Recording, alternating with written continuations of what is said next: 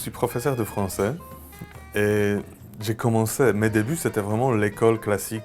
J'ai enseigné pendant 3 mois au lycée et quand j'ai vu ce que la direction me demandait de faire au lycée, quand la direction me coupait mes élans en disant non ça va, ils doivent juste apprendre, toi tu dois juste noter les sujets, donner des points, c'est ce qu'on te demande.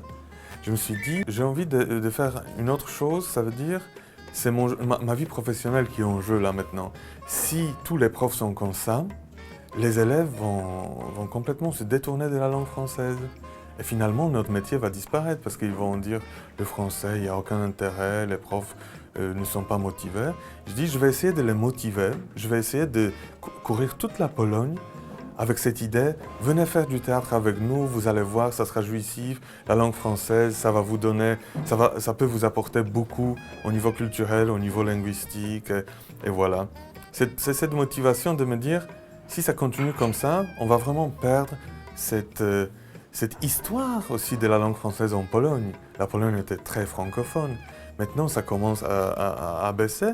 Mais nous, on remonte, disons, et on remonte la morale des profs et des élèves en disant non, le français, il faut l'apprendre, il faut le développer ici, il faut revenir, il faut aller en avant pour revenir un peu dans ce passé qui était tellement francophone. Et cette résidence, au départ, était destinée à la Pologne.